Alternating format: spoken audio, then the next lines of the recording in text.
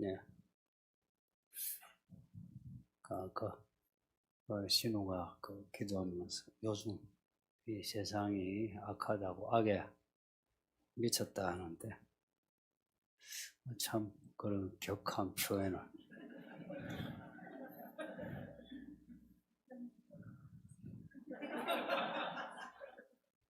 한 번씩 아이들도 그런 표현을 하면 제가 조금 난감합니다. 부드럽지 않아가지고 예, 그런 점도 이제 그 부모도 잘 만나야지 목사도 잘 만나야 말도 부드러운데 아유 죄송합니다. 예, 그 같은 말이라도 어떻게 말하냐가 중요한데 생각 저도 많이 부족합니다. 근데 세상이 악에 미쳤다는 게 혹은 악에 빠졌다는 게 틀린 말이 아닙니다. 우리 세대가 옛날 어른들도 그러시더라고요. 옛날에 비하면 요즘 젊은 애들이 못됐다고. 똑같이 우리도 똑같은 소리예요. 그럼 얘들도 똑같이. 갈수록 세상이 악해지는 건 맞고요. 세상이 악해지는 거는 성경을 보면 그런 건데, 근데 교회가 이 교회 다움을 잃고 교회도 악해진다 하는 것은 이제 문제가 되죠. 세상이 악해지는 건 그렇다. 교회가 혹은 성도가 악해지는 거는 이제 문제가 다르죠. 성경을 보면 이스라엘이 악해지면 하나님이 이스라엘을 그냥 안 둬요. 주변을 통해서 치시든지 아니면 이스라엘 안에 내분을 일으키든지 해서 때로는 땅에서 쫓아내고 혹은 학살당하게 하고 이런 역사를 생각하면 우리가 한국 교회가 참 하나님의 심판에서 자유롭지 못하다 생각을 합니다.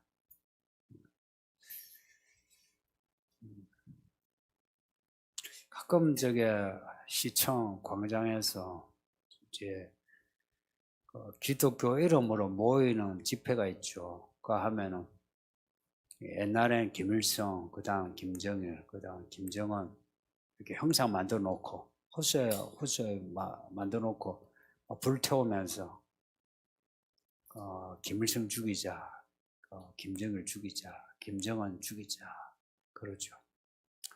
그러면서 이제 기도하면서 김정은 그냥 불에 다 죽게 해달라고 기도하고 그러죠. 또 유튜브에 북한에 대해서 북한의 김정은, 북한 정권 다 불쇼고 암살당하게 해달라고 그렇게 기도하는 거 종종 보는데 여러분 생각에는 그게 정상적입니까? 예. 솔직히 말해서 우리하고 김정은하고 무슨 차이가 납니까? 여러분의 아버지가 딱 태어나니까 김정일이에요. 할아버지가 김일성이라 여러분은 어찌할 것 같습니까? 여러분이 태어난 곳이 북한이고 김정은이 저 정도면 저 집안의 아들 치고는 괜찮지 않나요?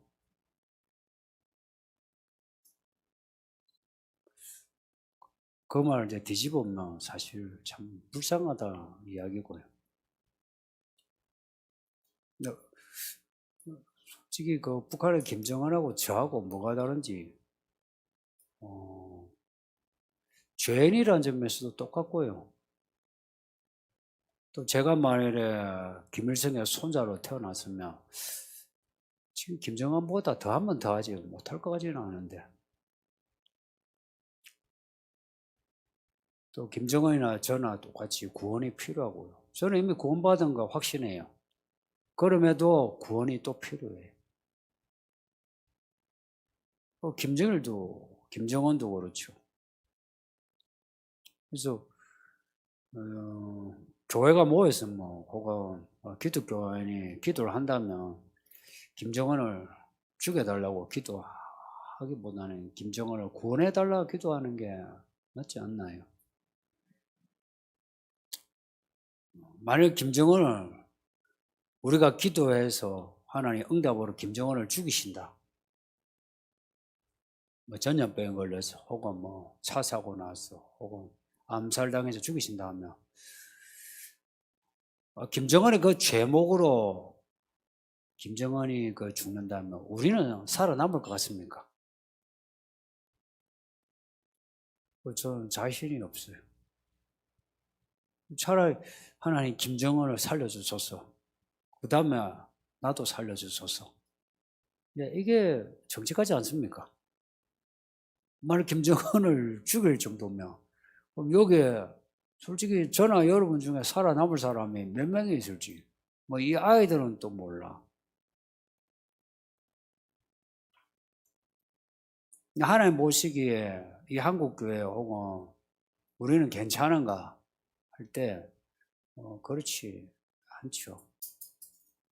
이스라엘 치신 것처럼 우리도 하나님이 치시고요.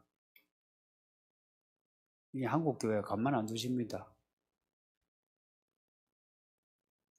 이미 작정하셨습니다. 이미 작정하셨어요.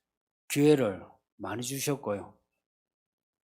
많이 주셨음에도 불구하고 이 한국교회 하면 그래 하면은 시간만 나죠. 저와 여러분에게 많이 기회를 주셨는데 우리가 많이 돌이키지 못했다 하는 겁니다. 그래서 우리가 살 길은 차라리 하나님 김정은 살려주시고 저 북한의 권력자들 하나님 회개해서 하나님께 돌아오게 해달라고. 어떤 인터뷰에서 어떤 목사님이 그래요. 그 목사님이 김정은이 회개를 위해서 기도하면 어떻겠냐 하니까 그 목사님 하신 말씀. 만약 김정은이 회개를 한다면 북한의 정권이 계속된다고. 북한이 망하려면 하나님이 김정은을 치셔 죽어야 된다고. 이게 무슨 논리인지. 또 이런 논리가 교회 안에도 있고 또 다른 이제 반대편에서는 북한의 이제 친북이라 해서 북한의 김일성을 좋아하는 이런 거 아니에요.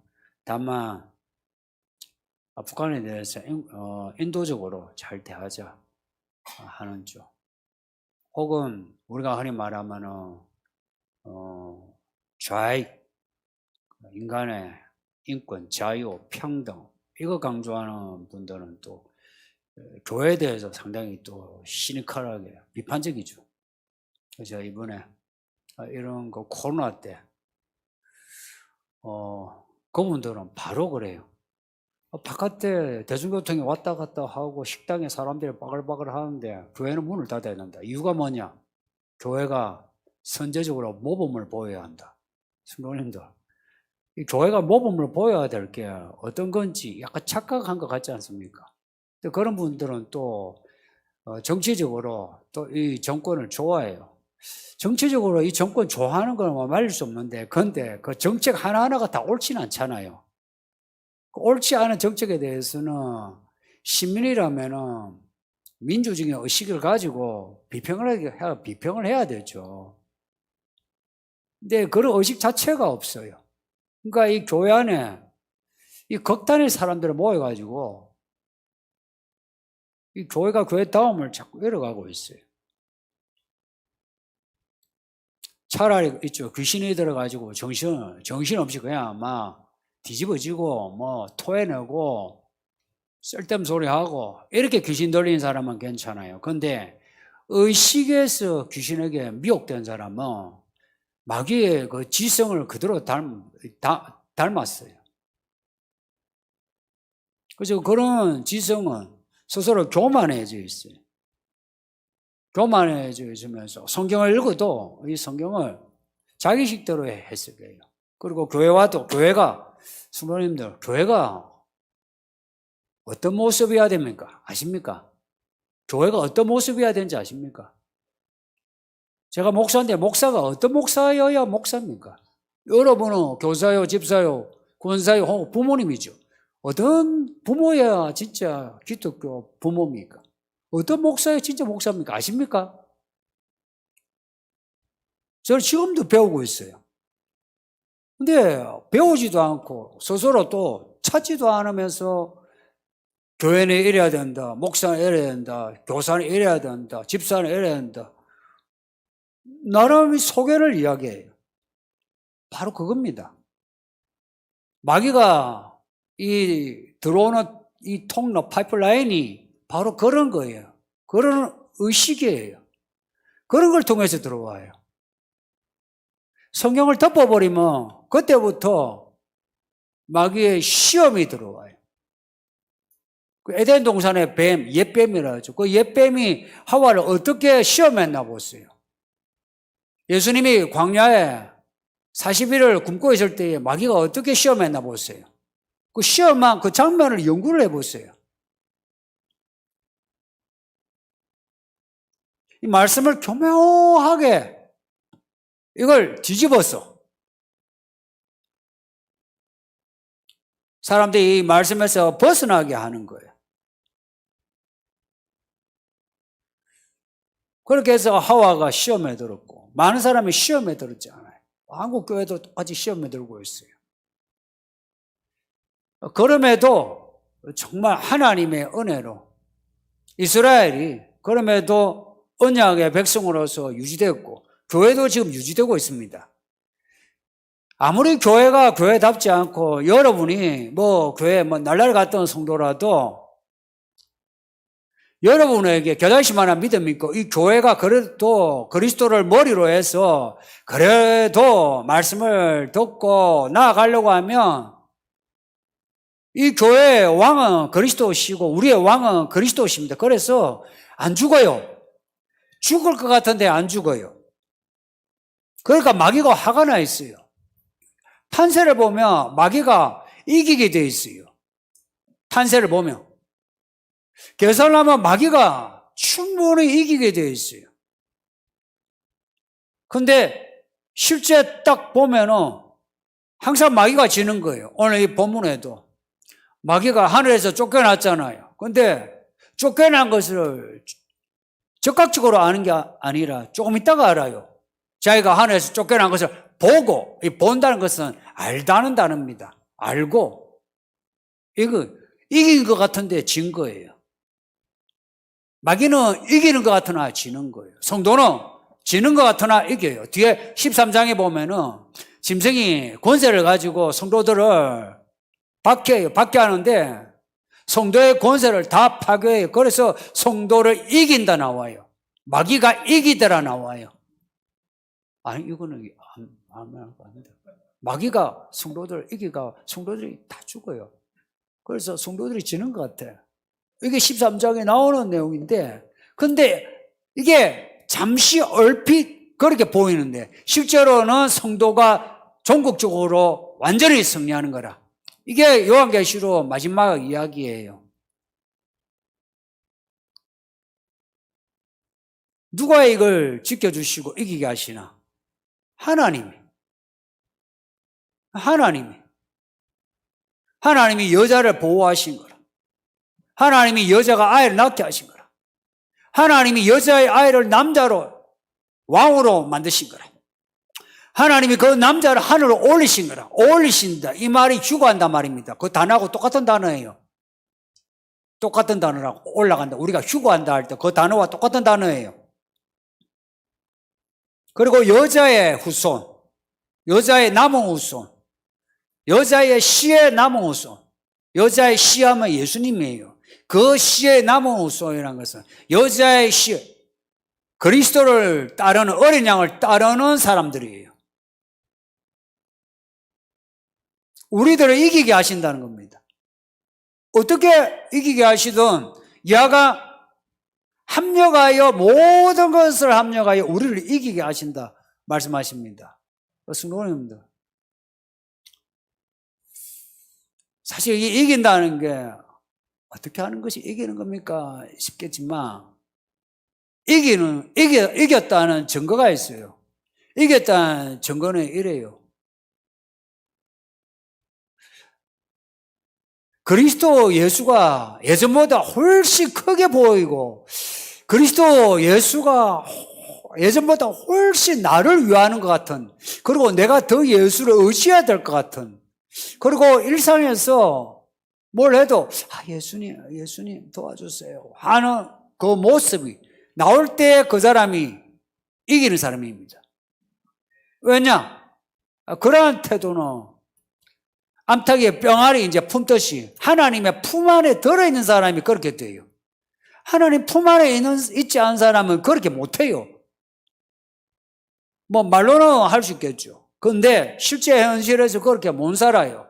그래서 하나님 품 안에 있는 사람은 벌써 생활이 달라요. 약간씩 다르기도 하고 뭐 파격적으로 다르기도 하고 달라요. 그래서 먼저 가까운 사람이 알아요. 가족이 알아요. 가족이. 그래서 제가 변화를 자꾸 이야기하는 이유가 변화가 없는데 어떻게 믿음이 자랐다 할 수 있느냐 이야기입니다. 예를 들어서 뭐 성격이 변하든지 아니면 눈빛이 변하든지 돈 버는 게 변하든지 아니면 돈 쓰는 게 변하든지 아니면 감정 처리가 변하든지 아니면 지식의 방향이 변하든지 아니면 삶의 계획이 변하든지 뭔가 변화가 있어야죠. 그런 변화 가진 사람은 어김없이 다 어린 양 예수를 닮아가요. 어린 양 예수를 닮아가요. 어린 양 예수를 닮아간다. 예수님이 흘리시는 피와 물이 있어요. 그 피와 물로 매일 회개해요. 죄를 매일 회개한다고요. 죄에 대해서는 항상 엎드려요. 상한 마음이에요. 마음을 찢어요. 어떻게 마음을 찢습니까? 마음을 어떻게 찢습니까? 옛날에 마음 찢으려고 뭘 했는지 아세요? 옷을 이렇게 단추를 다 매고 묶었다가 마음을 찢기 위해서 옷을 찢었어요. 마음을 찢기 위해서 죄를 뒤집어 썼어요. 그렇게라도 해서 이 의식을 통해서라도 내 마음 찢는 이 워밍업을 하는 겁니다. 여러분이 한번 옷을 한번 찢으면서 옷 찢으면서 성질 내본 적 있죠? 그럴 때 옷을 딱 찢으면서 성질 내니까 어때요? 성질이 더 나죠? 그렇게 옷을 찢으면서 기도하는 이유는 내 마음을 찢기 위해서. 내 마음을 찢는 사람은 이 말씀 앞에 그냥 엎드릴 수밖에 없어요.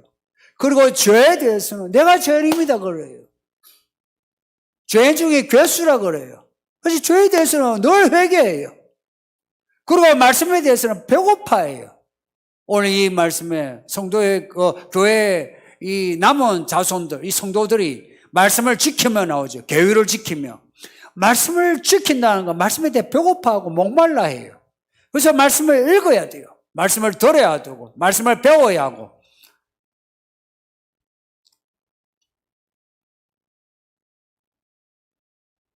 그렇게 해도 박해가 심화되면요, 마음이 움츠러들어요. 하나님이 교회를 어떻게 지켜주시나 움츠러드는 분들을 위해 주시는 말씀입니다. 14절에서 큰 독수리 두 날개를 받아서 광야로 날아가게 하신다. 이 장면 생각해 보세요. 하나님이 독수리 날개로 안전하게 해주신다 이야기입니다. 실제로 출애굽기에 이스라엘을 출애굽하는데 하나님의 독수리의 날개로 이스라엘을 피신하게 하셨다. 하나님의 보호하심이 그렇다 하는 겁니다. 성도님, 어려운 일을 겪을 때 하나님의 독수리 두 날개 주신다 하는 거 기대하세요. 정말 그랬어요. 그런데 끝까지 가셔야 합니다. 중간에 그만두면 독수리 두 날개 안 보여요. 그냥 내가 퍼득해야 돼요. 그러다가 떨어져 죽죠. 근데 끝까지 기다려 보세요. 끝까지 한번 가보세요. 이 사람이요, 깡단이 있어야 돼요. 내가 예수 믿는 이상 한번 끝까지 가보리라. 예수님 정말 살아계시면 보여주소서 하는 내 마음의 깡단을 가지고 끝까지 가야만 해요. 근데 중간에 그만두면 아무것도 없어요. 끝까지 가는 사람이 많지가 않아요. 특히 이 21세기에 이 물질적으로 풍요로운 그리고 시대적으로 평안한 이때는 다들 중간에 가다가 그만둬요. 그래서 하는 말이에요. 기도했는데도 하나님이 응답하지 않더라. 정말 기도할 만큼 하셨냐? 엎드릴 만큼 엎드렸냐? 묻고 싶은 거라. 그 다음에 16절 보면 땅의 여자를 도와 그 입을 벌려 용의 입에서 토한 강물을 삼키니 용이 뱀이 입에서 물을 토해내 여자를 이렇게 휩쓸려 가게 죽도록 한 거예요. 여자의 우손도 그렇고. 근데 땅이 입을 벌려 그 물을 삼키더라. 홍해 물이 갈라지듯이 요단강 물이 갈라지듯이 희한하게 물이 없어지더라. 땅이 삼키더라. 출애굽할 때는 물이 갈라졌지만 이제 오늘 본문에서는 땅이 물을 삼키는 게 땅이 갈라지면서 그 물을 다 담아버린 거라. 그래서 이 여자가 안전해지는 거예요. 이 땅이 무슨 땅인지 이거는 뭐 굳이 해석할 거 없어요. 하나님이 땅을 통해서든지 강을 통해서든지 불을 통해서든지 뭘 통해서도 도와주신다. 이것이 답입니다. 정말입니다. 하나님은 희한하게 도우십니다. 내가 하나님 편에 맞서 보세요. 정말 하나님이 합력하여 선을 이루신다고 모든 것을 통해서 우리를 도우십니다. 그래서 고린도전서에서 바울을 통해서 우리에게 주시는 말씀이 하늘과 땅 너의 것이고 이 세상에 있는 만물이 너의 것이고 너희를 위하여 있다고. 목사를 너희를 위해 있고 교회도 너희를 위해 있고 다 너희를 위해서니까 걱정하지 말라 그럽니다. 내가 하나님을 위한다면 모든 것이 날 위해 있을 테니까 스모님도 너무 걱정하지 마세요. 이렇게 먹고 살아가는 거. 이 어르신들 노후 걱정 그래 하지 마세요. 그렇게 하는 순간에 믿음을 잃어버립니다. 오늘 이 말씀은 박해 때 두려워하지 말라는 겁니다. 이 모든 상황을 하나님이 다 아시고 그리고 정말로 주도해 나가시니까 걱정하지 말라. 17절 모습은 이래요. 마귀가 여자의 남은 자손과 싸우려고 바닥 모래 위에 서 있는. 이 장면이 오늘 본문의 하이라이트입니다. 여자를 없애려는데 안 되는 거예요. 그래서 이 용이 이제 분하여 이제 마지막 전쟁을 치르려고 합니다. 마지막 전쟁. 누구와의 싸움이냐? 오늘 본문에는 성도예요. 주의 말씀을 지키려고 예수의 증거를 가진 이들과 싸우려고 해요.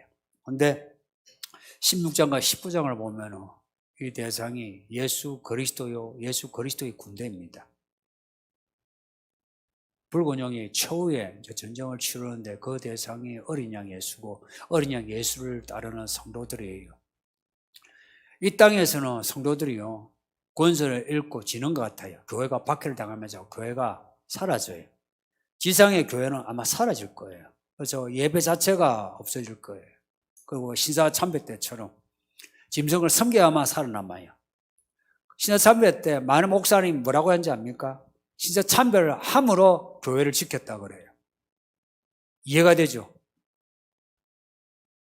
신사 참배를 해서 교회 예배를 지키고 교회 재산을 지켰답니다. 그게 지킨 겁니까? 교회가 지켜야 될 게 무엇인지, 교회가 지켜야 될 것은 믿음이요, 말씀입니다. 믿음과 말씀을 이런 채 교회 예배를 지키고 교회 재산을 지키면 뭐합니까? 근데 이 마지막 때에 짐승의 때가 되면은 이제 그 믿음을 지키려고 이 말씀을 지키려고 사람들이 목숨을 잃고 교회 재산을 빼앗겨요. 그래서 얼핏 보면은 진 것 같아요. 그래서 마귀가 이겼다 싶어요. 그러나 이들이 휴거되어 하늘로 올라가 어린 양과 함께 있다가 어린 양이 재림할 때 어린 양과 함께 군사가 되어서 이 최후의 아마겟돈 전쟁에서 마귀의 군대를 박살냅니다. 영화가 그냥 나오는 게 아닙니다. 영화는 예언입니다. 영화에 나오는 그 내용들, 그 종말의 이야기들, 그게 실제 일어날 일보다 훨씬 덜 사실적입니다. 그대로 일어납니다. 시간이 가야 되는데, 시간이. 보세요. 2021년 되니까 이런 시대가 왔어요. 이것도 별로 실감 안 나죠. 아직은 평안하니까. 근데 이 세상이 급변을 해보세요. 사람들이 어떻게 되는가? 정말 성경 말씀대로요. 회개하지 아니하더라. 회개하지 아니하더라. 이게 실감나요. 여러분들 요즘 회개됩니까? 요즘 회개됩니까? 이제 깰 때 됐어요. 이제 깰 때 됐으니까 한 2, 30분 이제 깨시고. 요즘 회개됩니까? 회개가 됩니까? 이 질문이 되게 중요한 질문이에요. 회개가 됩니까? 여러분 중 회개 안 되는 사람이 있거든요. 마음을 찢으세요. 회개가 되도록 스스로 마음을 찢으세요. 회개가 안 된다는 것은 내가 두루마기를 빨지 못해요. 내가 더러운 채로 사는 거예요. 회개가 됨으로 말씀이 이제 이게 들어와요. 그리고 변화가 시작돼요. 이 한때, 두때, 반때, 3년 반이죠. 1260일이죠. 42달이죠.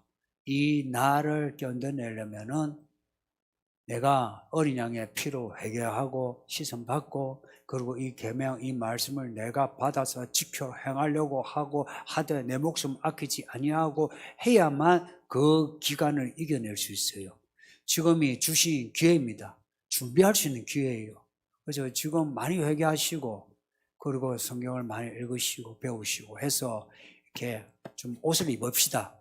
그동안 벗고 다녔잖아요. 믿음의 옷을 입읍시다. 믿음의 옷. 에베소서 6장을 보면 갑옷부터 신발까지 있잖아요. 허리띠 있고 흉패가 있고 있잖아요. 옷을 갖추어 입읍시다. 그냥 속옷만 입고 나 그냥 예수 믿어 하는 속옷 같은 걸 믿음 가진 사람 있죠. 아니라 이제 좀 말하자면 정식적으로 옷을 딱 입고 우리가 싸울 준비를 해야 되는 겁니다. 지금 싸운 사람이라야 나중에 싸울 수 있습니다. 이 이야기가 약간 좀 모호하게 들릴 수도 있죠. 언젠가는 실감날 때가 있을 겁니다. 그때는 늦어요. 이 말씀을 믿으셔서 지금 어린 양의 군사로 준비하시는 여러분들 되시길 바랍니다. 예. 오늘 질문이 5개.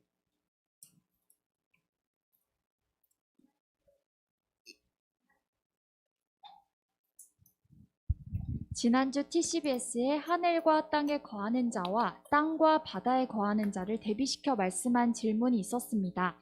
12절에 하늘과 그 가운데에 거하는 자라고 하는데 하늘과 땅에 거하는 자에서 땅에 거하는 자는 어떤 사람인가요?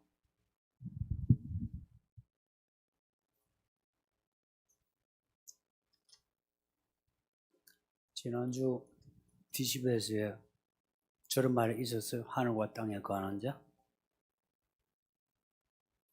그건요. 목사가 실수한 거예요. 하늘과 그 가운데 거하는 자예요. 그래요? 저 심오하지 않아요. 그러게 나왔어요?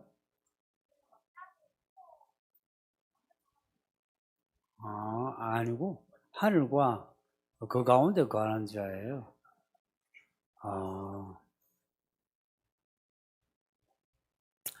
이제 뭐 여러분이 저의 실수를 그냥 넘어갈 수 있는 수준이 아니겠습니까? 제가 뭐 한두 번도 아닌데, 그래요? 죄송해요. 내가 저는 분명히 하늘과 그 가운데 거하는 자 한 것 같은데, 땅과 바다.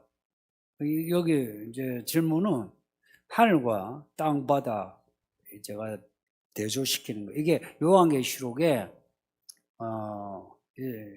수사법이에요. 하늘하고 땅, 바다 비교해요. 땅하고 바다는 항상 같이 가요. 그리고 땅에서 올라오는 짐승, 바다에서 올라오는 짐승. 그 바다 하면은 만국을 또 의미하고요. 땅 하면은 만국의 땅은 짐승에 속한 12절에 하늘과 그 가운데 거하는 자. 이제 이겁니다. 제가 이걸 적는다고 했는데 제가 잘못 적었네요. 제가 뭐 심오한 거 없고요. 제가 실수한 겁니다. 넘어갑시다. 시간이 가까워질수록 백신 등 다니엘서 말씀처럼 법을 고치는 일이 있을 것 같습니다. 지금은 그건 아니지 하는 분위기가 법까지 고치는 것도 맞다 하는 분위기로 변할 것 같습니다. 한때와 두때와 반때 이 기간을 교회에서 양육받으면서 성도들이랑 같이 보낸다고 하면 그래도 으쌰으쌰 할 것 같은데 혼자 견딘다고 생각하면 과연 내가 끝까지 믿음을 지키겠나 싶습니다. 한때와 두때 반때는 어떻게 보낼 것 같나요? 성도님들과 같이 양육을 받는다면 21년 5월 지금 이미 그때에 들어온 건가요? 그 위로 예, 저 위에 걸죠. 예.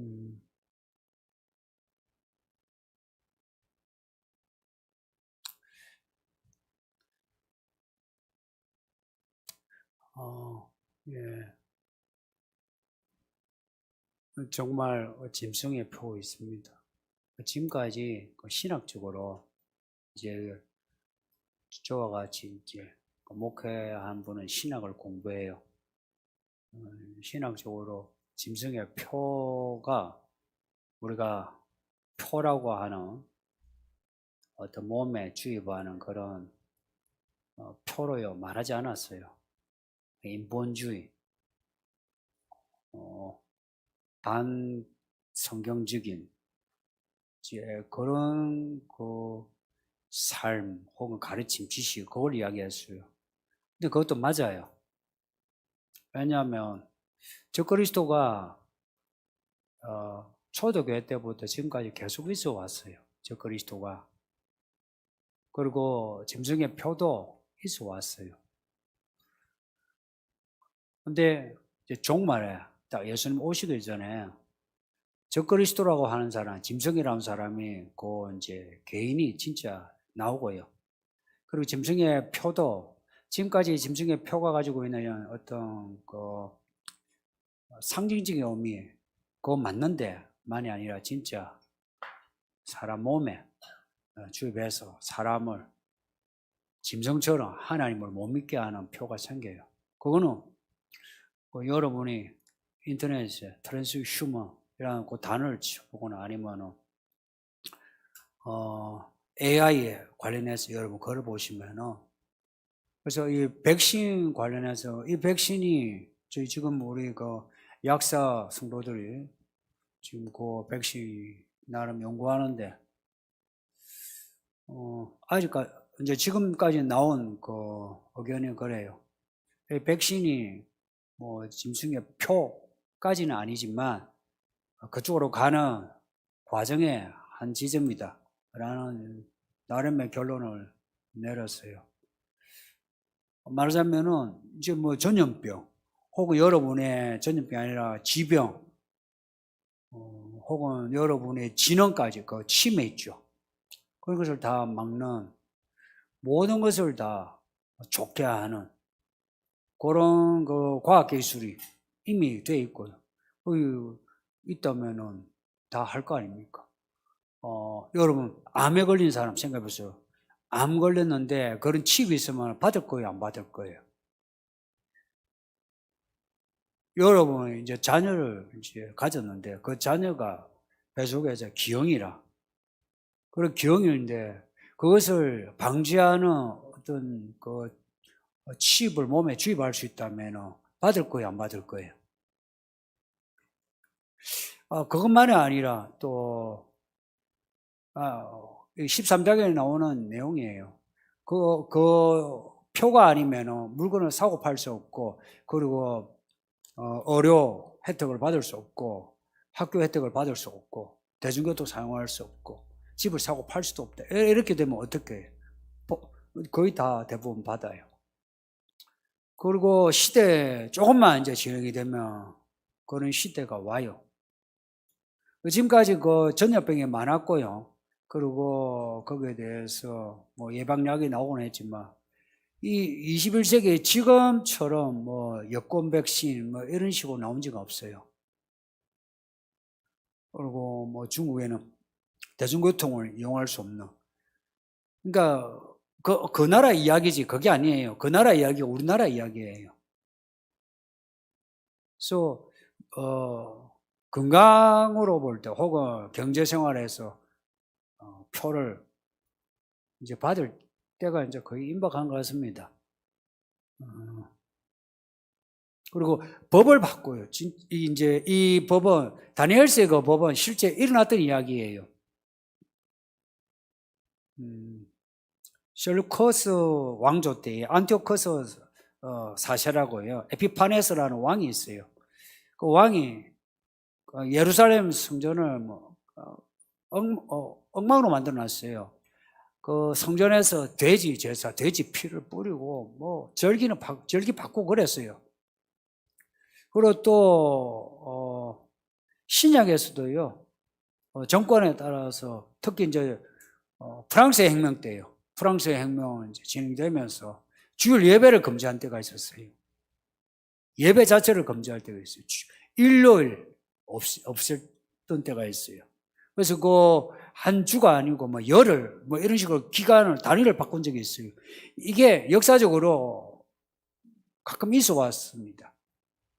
근데 이제 요한계시록에 나오는 이 짐승은 그런 거와 비교 안 되는 전반적인 어떤 변화 줄 겁니다. 특히 반기독교적인.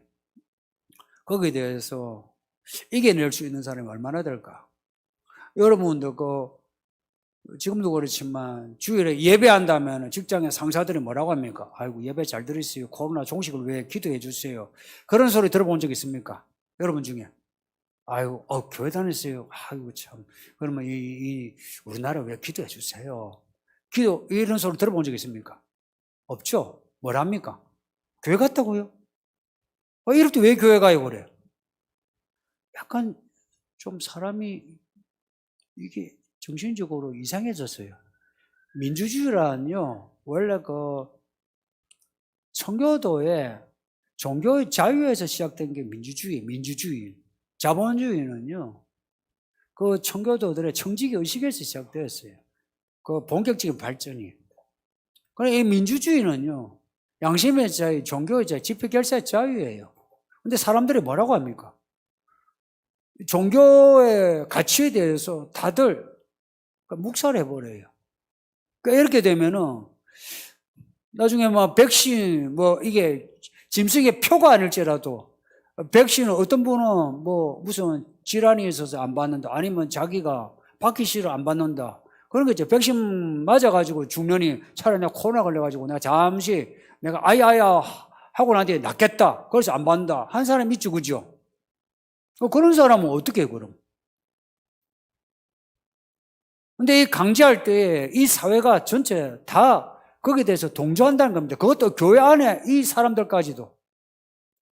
그래서 여러분들은 정치적인 신념보다 믿음을 우선하세요. 지금 50대가 약간, 지금 40, 50대가 약간 이상해요. 믿음이요, 성경 안에서 자란 사람이 아니에요. 40, 50대가 지금. 그들은 교회 안에 이 형식적인 형식적인 성장 위주의 교회에서 자랐어요. 그래서 교회 안에서 프로그램은 많았지만 변화는 없어요. 그런 사람이 교회 안에 있으면서 이 정부가 이제 들어서면서 교회에 대해서 이 정책을 하는 거 보세요. 방역 정책. 상당히 이거는 공정하고 남았고요. 과학적이지도 않아요. 저는 교회를 떠나가지고 제가 예를 들어 천주교인이고 불교인이라도 제가 한마디 하고 싶어요. 왜냐? 기독교에 대한 부분이 불교에 대한 부분하고 뭐가 달라요? 같은 종교의 영역이 있잖아요. 그러면 내가 한마디 하고 싶어요. 근데 교회 이런 부분에서 오히려 교회 안에서 약간 지식인이라는 사람이 지식인인 척 하면서 반교회적인 말을 해요. 이미 그리스도 밖에 나간 사람이에요. 제가 이 부분은 섭섭해도 단정할 수 있어요. 이 기회에 딱 드러난 거예요, 정체가. 저는 상당 이 정부의 어떤 정책에 대해서 예를 들어서 토지 공개념이라든지 경제에서 혹은 정치적인 어떤 인권 이런 면에서 이 정부가 맞는 면이 많아요. 여러분이 아시는 분 알겠지만 근데 이런 거예요. 어느 여러분 정부를 찍든 간에 그 정부 정책이 다 옳을 수 없어요. 그러면 거기에 문제가 있으면 문제가 있다 해야 되는데 약간 이게 사회고적인 사람은 모든 게 옳다 그래요. 그러니까 요즘은 그렇죠. 뭐랍니까? 대깨문 그러죠. 약간 사이코라. 정말 미쳤어.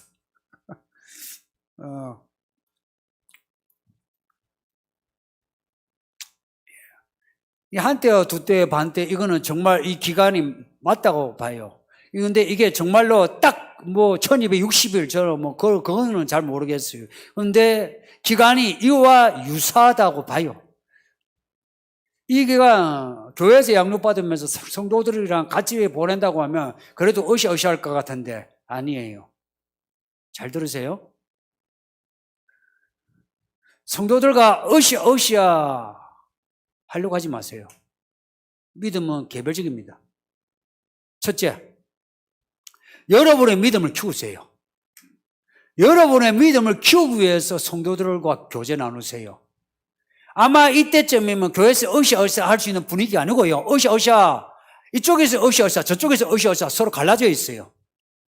이때쯤이면 교회가 하나가 안 되어 있어요. 목사가 이제 이야기를 하죠. 하면 이쪽 사람들 거의 있죠.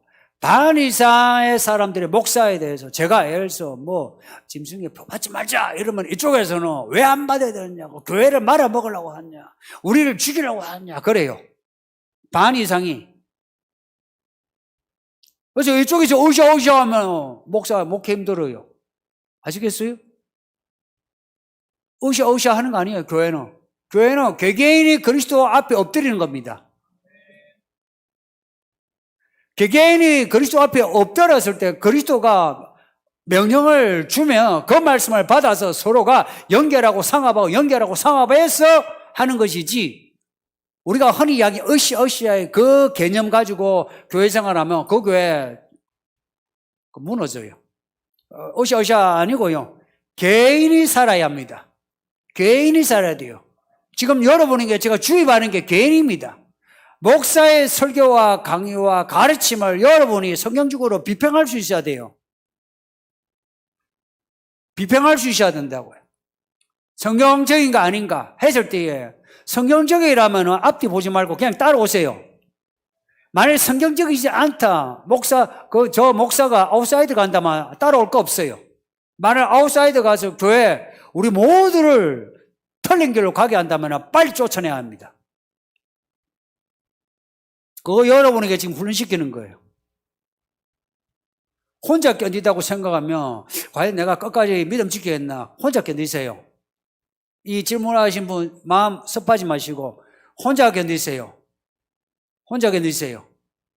혼자 견딜 수 있는 믿음이 아니면 못 버텨냅니다. 예를 들어서 우샤우샤 하죠. 우샤우샤 하려고 우리 최 집사님이 여기 신군사님 만나러 갔어요. 해서 최 집사는 우샤우샤 하려고 갔는데 최 신군사님 뭐라고 합니까? 우리 아들이 직장에서 잘려. 어떡해. 어제까지 우샤우샤 했어요. 근데 진집사가 가지고 어머니 예배하면 제가 잘립니다. 어떻게 해요? 그리고 이 집 이거 압수한답니다. 어떻게 해요? 그러니까 이제 그 모정안에 어떡하지? 아마 이번에는 그러면 우리가 정부가 시킨 대로 하고 그 다음에 그때 순교할 때 순교하자. 그래요.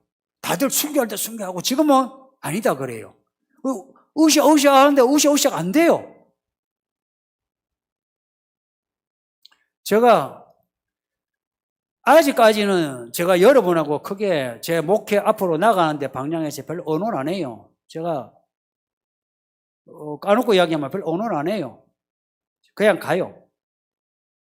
근데 제가 얼핏 보기에는 머리 된 것 같지만 하나 다 묶고 가요. 묶고 가고 순종하려고 하고. 여러분에게 제가 물으면 여러분에게 무슨 대답이 나올 것 같습니까? 그 대답이 그래 옳지 않아요. 이 교회 머리가 누구라고요? 예수님이라고. 이 말 이게 사실 무서운 말이에요. 예수님의 뜻이 뭔지 아세요? 어떻게 알아요? 예수님 뜻을 알아요? 성경 구절을 알아요? 안다고 합시다. 그 성경 구절을 어떻게 조합시켜요? 이게 3만 구절이 넘어요. 어떻게 조합시켜요? 조합시킬 수 있는 지혜 있어요? 조합시켰다 합시다. 그러면 이 상황에 이 말씀을 어떻게 연산작용해서 이때 이렇게 해야 된다, 저렇게 해야 된다 알 수 있어요? 알 수 있나요? 고도의 작업이에요, 이거.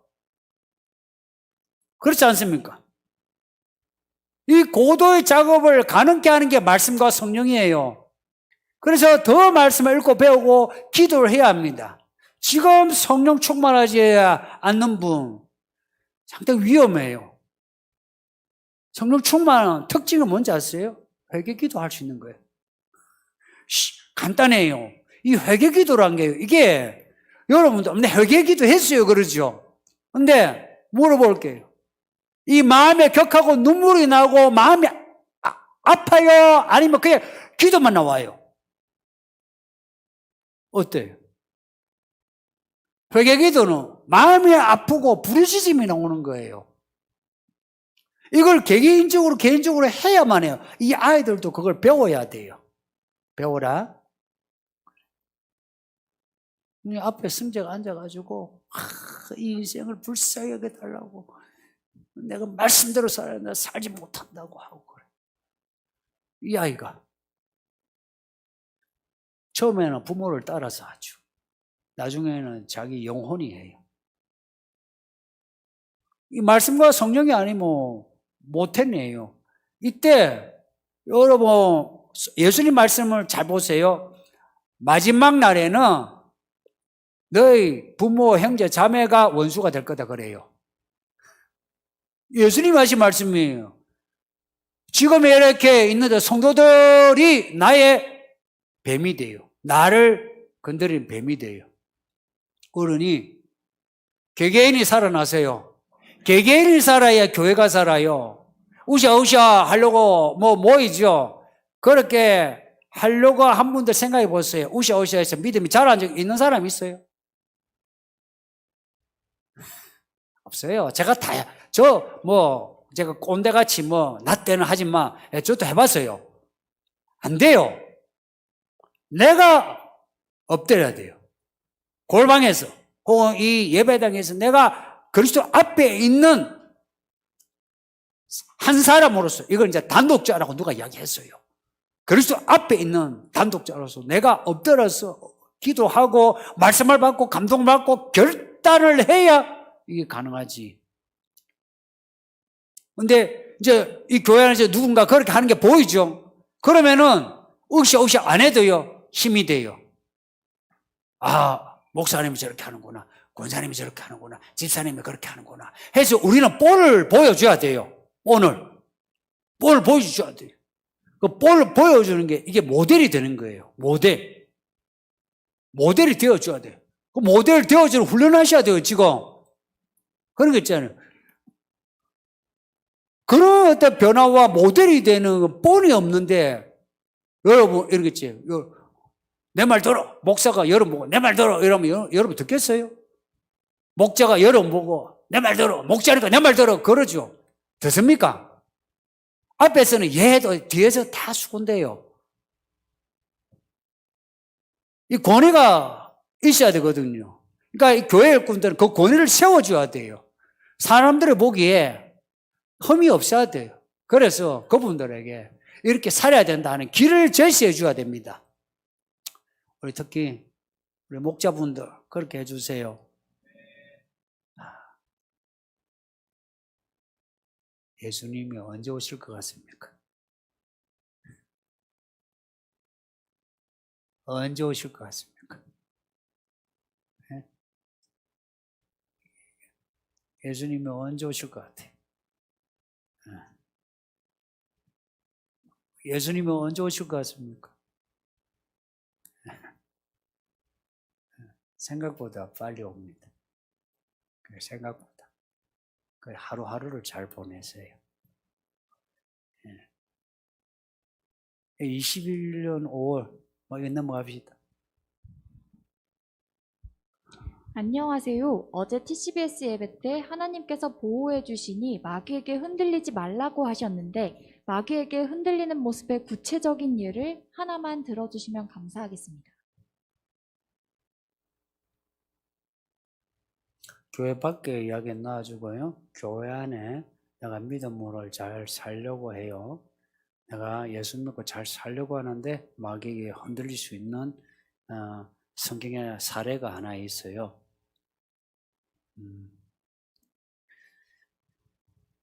예수님이 제자들에게 너희는 날 누구라 하느냐 물어본 적이 있어요. 그때 바깥의 사람들은 뭐 선지자니 뭐니 하는데 베드로가 예수님은 주요 그리스도시요 하나님의 아들이십니다 고백했어요. 그런데 예수님이 너무 좋으신 거라.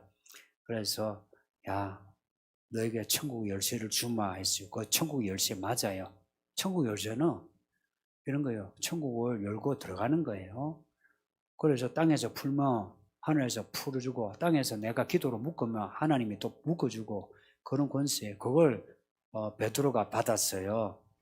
근데 예수님이 이제 십자가 죽는다 이야기하셨어요. 그러니까 베드로가 하는 말이 죽지 마소서 하고 예수님을 꾸짖어요.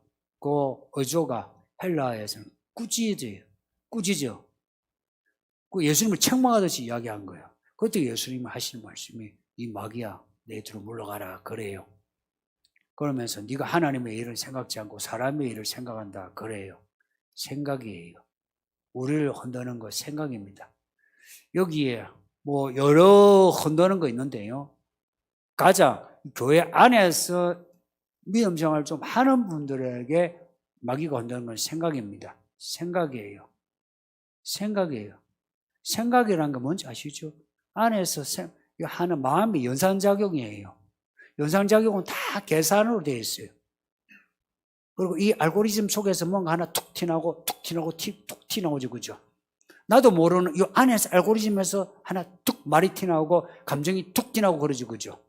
생각이에요. 그 순간 베드로의 맞아, 이 슈퍼컴퓨터 아닙니까? 이게 그죠? 요 컴퓨터 속에서 탁 튀나오는 게 예수님 죽으면 안 됩니다. 해요. 방금까지 천국의 열쇠를 받았어요. 여러분 교회 안에서 믿음이 자라서 은혜를 받았는데 거기에 이제 여러분이 고양되어 있어요.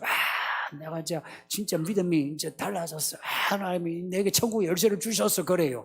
이 천국 열쇠를 가진 사람이 마귀가 되는 이 현실을 어떻게 생각합니까?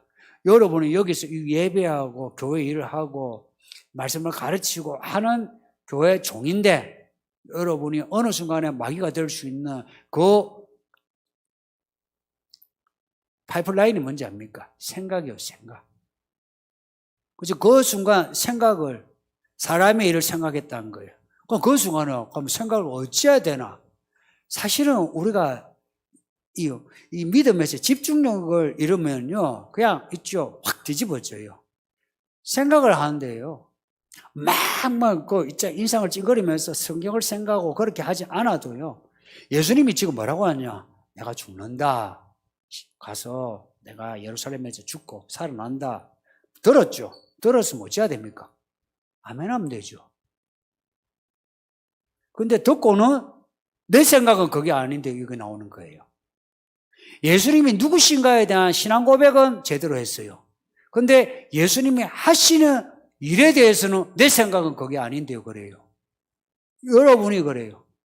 예수님이 누구신가에 대한 어떤 도구마, 교리에 대해서 여러분이 잘 들어요. 그런데 이 교회가 어떻게 나아가고 여러분이 어떻게 살아야 할 것인가의 문제에 대해서 여러분은 이래요. 내 생각 그게 아닌데요. 그래요. 여러분 생각 무슨 생각을 하고 있습니까? 무슨 생각하냐? 마귀의 생각이라면 여러분 섭섭하죠? 그러니까 마귀의 생각 말고 사람의 일이라 하면 어때요? 맞죠? 여러분 생각, 교회 일도 사람의 일처럼 하죠? 목자, 사역팀, 일 맡겨놓으면 여러분 사람의 일로 하는 경우 허다하게 봐요. 그러면서 그 일에 대해서 자부심이 있어요. 우리가 열심히 한다 그래요. 제가 여러분 보고 열심히 하라고 말한 적은 거의 없어요. 헌신이라는 말도 거의 안 써요. 뭘 쓰느냐? 말씀으로 잘 배우라. 걸려서 듣지 마라 그래요. 이런 거예요. 신앙 고백과 함께 앞으로 어떻게 해야 되는지 how to의 문제, how to doing 이 문제에 대해서 여러분이 생각을 걸러서 듣지 말고 그냥 말씀을 들었잖아. 들었으면 그대로 하면 돼요. 그대로 하면 돼요. 저 개척을 하고 그렇게 해왔어요. 개척을 하기 전에 전도사, 부목사 하면서도요, 어느 교회 가든지 그렇게 해왔어요. 그냥 하나님이 말씀하시면 거기에 대해서는 걸러서 하지 않으려고 해요. 모를 때에, 무슨 말씀인지 모를 때에 이래야 되나, 저래야 되나, 나름 계산을 해요. 근데 말씀이 뚝 떨어지죠? 그러면은 거기에 대해서는 그냥 뒤에 생각할 거 없어요. 이 방향이다. 가자! 하고 가는 거예요. 아시다시피 제가, 아시는 분은 알겠지만, 제가 사역을 2번이나 쉬었어요. 2번이나 쉬었대요. 이 강남에서 2번이나 쉬었어요. 그것도 1년 이상, 다 합쳐서 3년 정도. 애 셋을 키우면서. 하나님이 지시하는 그 손길만 보는 거예요. 그 손길이 움직이면 나도 움직여야 되는데, 안 움직이니까 나도 가만히 있는 거예요. 가만히 있는 게 뭡니까? 이제 불안해요. 돈이 떨어지죠. 사람들이 뭐라 하죠. 그리고 나이 들죠. 이 나이 든다는 게 보통 일입니까? 불안해요. 그냥 기다리는 거는 쉬워요. 기다리는데 시간이 요한다는 게 그게 불안한 거예요. 불안해. 근데 그 손길을 바라보고 기다리는 거, 이게 믿음이에요. 근데 손길이 아니라 말씀을 이미 지금 들었어요. 말씀을 들었는데도 말씀에 순종하지 않는다는 건 뭘 의미합니까? 그만큼 악하다는 거라. 베드로가 들었던 그 책망을 똑같이 들어야 돼요. 이 마귀야, 내 뒤로 물러가라. 네가 하나님의 일을 생각지 않고 사람의 일을 생각한다. 그래요. 여러분이 왜 이 교회에 오래 있으면서 사람을 얻지 못하느냐? 제가 딱 잘라 말할게요. 말씀에 순종하지 않아서 그래요. 사람 얻는 거요. 복음이 아니면 안 돼요. 바울이 고린도 교회에 보낸 편지, 고린도전서에서 그랬어요. 복음으로서 너희를 낳았다 그래요. 복음으로 너희를 해살했다 그래요. 사람이 사람을 얻는 거 복음이 아니면 안 됩니다. 여러분의 그 헌신과 사랑, 수고, 이걸 이야기하죠. 딱 될 것 같죠? 제가 이 이야기 해도요, 안 통한 사람이 있어요. 될 것 같단 말이에요. 왜냐? 자기가 생각할 때 그게 제일 효율적인 거죠. 백날 해보세요, 되는가? 헛고생이에요. 사람 얻는 거는 말씀 아니면 안 돼요. 성도님도. 말씀 아니면 안 돼요. 이 아이들요, 여러분, 식도를 잘 켜보세요. 애들이 믿음으로 자라나. 한 켜보라고요. 알아서 해보시라고. 저는 이 아이들, 이래 있지만, 이 가정교육 제가 참견 안 해요. 설교만 하지요. 참견 안 해요. 그러니까 한번 알아서 잘 켜보세요. 이게 시간이 지나봐야 아는 참 이 서글픈 현실이라. 여러분, 자식을 장악 못해요. 어떻게 장악하냐? 말씀이에요, 말씀. 내가 말씀으로 할 때야 이 아이들이 저절로 아버지 품 안에 들듯이 부모 품 안에 들어요. 그래야 그 가정이 화목하죠. 하나만 들으라니까 하나만 듭시다. 넘어갑시다. 오늘 TCBS 내용과는 관련이 없는 질문이지만 예전에는 서울 이기는 교회에서 기도할 때 방언이나 통역으로 기도할 때가 있었는데 지금은 바르게 소리내어 기도하도록 권면하시는 것 같습니다. 마지막 때 회개와 간구의 기도보다는 은사 자체에 대해서 마음을 빼앗길까 봐 교육적인 차원에서 그러신 것인지 궁금합니다. 예전에 그 청년 수련회하고 하면은 제 청년들이 처음에는 그렇게 기도하는 게 익숙치 않다가 이제 기도를 하면 시키면 또 해요. 성령의 역사라. 그렇게 기도를 하면 방언을 이제 곧잘 받아요. 이제 방언 받으면 이제 나름 뜨겁게 받죠. 아마 이 방언이요, 진짜 때로는 이제 받고 난 뒤에는 이 조절이 돼요. 근데 처음에 받은 우리 청년들 경우에 방언을 이제 받았죠. 좋아가지고 방언을 계속 하죠. 근데 3시가 됐어요. 4시가 됐어요. 5시가 되었어요. 방언이 안 거쳐. 그래, 방언을 이제 하다가 자요. 자다가 일어나서 이제 물 먹으러 가는데, 하는데, 올라. 방언이 나와요. 아이고, 큰일 났다. 이 방언이 안 거치니 미친 사람처럼 그래요. 그래서 이제 방언 이제 거치게 해달라. 기도 받으러 온 청년들도 있었어요. 하면 이제 방언 거치게 해달라. 이제 기도가 거쳐요. 근데 그 점에는 이제 수련회 이제 후로 보면은 청년들이 이제 지하철 타죠. 지하철 타는데 뭔가 말하는데 그냥 방언을 계속 하는 거라. 뭘 말만 했다면 이 청년들끼리 서로가 이야기하는 데가 방언으로 서로 이야기하는 거라. 나름 저거 대화는 되는 모양이에요. 예. 방언은 성령이 주시는 은사가 맞아요. 근데 그럼에도 고린도전서에 있는 말씀을 유념해야 돼요.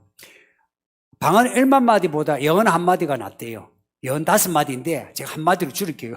예언 한 마디가 방언 1만 마디보다 나아요. 방언 10만 마디보다 예언 한 마디가 나아요. 그거 무슨 말이냐? 예언이라는 게 말씀이에요, 말씀. 말씀을 내가 배우고 말씀을 깨달아 가는 게 방언 기도보다 낫다 이야기입니다. 예전에 요전에 교회에서 그 교회는 교회 이제 성도들이 목사님은 목사님 따르고 성도들은 다 따로 했어요. 그러니까 여기는 이제 어떤 성도들은 막 기도원에 가고 뭐 기도원 가는 게 저기 강남 기도원, 청계산 기도원 뭐 그래 갔어요. 여러분도 갔다 오고 가고 그랬죠. 이제 그 분들 중에 이제 열심히죠. 기도원에 가고 열심히죠. 그러니까 새벽 기도 또 잘 나와. 그래서 새벽에 뭐 기도를 하면 그냥 있죠. 뭐 몇 분 있죠. 그냥 막 기도를 해요. 하면 그 기도가 다 아줌마 방언 있죠. 아줌마 방언 들어보셨나요? 아줌마 방언 걸 해요. 근데 이분들은 이제 나름 거기에 대한 그게 있어요. 어깨뽕이 있어요. 어깨뽕이 있어요. 자기들은 그 하면서 방언하고 뭐, 어떤 패거리가 있어. 기도원에 가고, 뭐, 환상도 보고, 꿈도 꾸고, 뭐, 그래. 이제 제가, 사역을, 제가 했을 때 그분들, 아유, 그런 게 있잖아요. 그 유치찬란한 거, 별로 제가, 그래서, 그런 적이 있었어요. 그분들 중 누가 목자로 추천이 된 거라. 목자로. 제가 그 목장의 담당자라. 그래서 제가, 이런 분은 목자에 너무 시끄러워. 해서 그 목자 이제 제외시켰어요. 그랬더니, 그 사람이 담임 목사한테 전해가지고 왜 내 목자 안 시켜주냐 하고 해서 이 목사가 그랬더니 이 목사 하면서 몇 사람이 이 목사에 대해서 막 그랬어요. 그렇게 방언을 막 열심히 하는 분이 방언하는 그 입술로 이 목사에 대해서 왜 목자 안 시켜주냐고 저 목사 뭐 처먹었나 하면서 그랬어요. 내가 신라보다 훨씬 내가 순화시켜 이야기한 겁니다. 그리고 이제 그 다음에 제가 사역을 쉬고 있는데 버스에서 우연히 만났어요. 하면서 나름 이제 좀 미안했던 모양이라. 그러면서 제가 가고 난 뒤에 목상 가고 난 뒤에 제가 꿈을 꿨는데 목사님이 오늘 좋은 교회 가시는 거 제가 봤다고 목사님 조금만 참으시라고. 나름 이제 제가 그때 쉬고 버스 타고 이제 행색도 그렇잖아요. 못 사는 사람 특징 로고 없어요 이게. 그 못 사는 아저씨라. 그러니까 그건 제가 했어요. 제가 뭐 그만뒀는데 뭐 이제 뭐 못하면 있지. 집사님 그만 쉬버리라고. 입 다물고 그냥 가라고. 못 됐어요.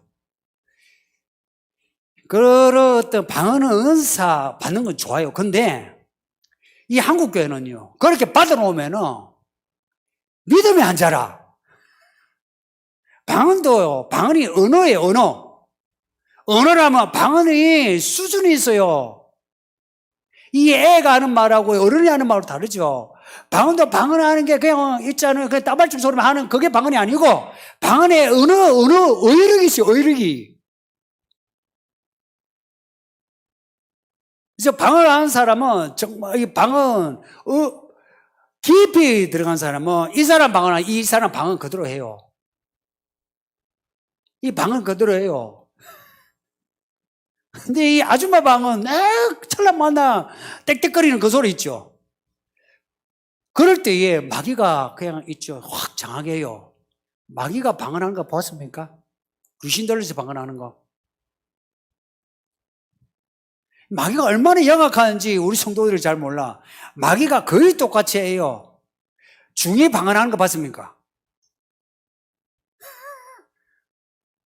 똑같이 방언해요. 왜 그런지 아세요? 귀신이라. 그러니까 귀신 들리면 방언하는 거 그대로 해요. 그래서 여러분 중에 이 방언이 정말 신령한 방언인지 아닌지 어떻게 아느냐? 그거 간단해요.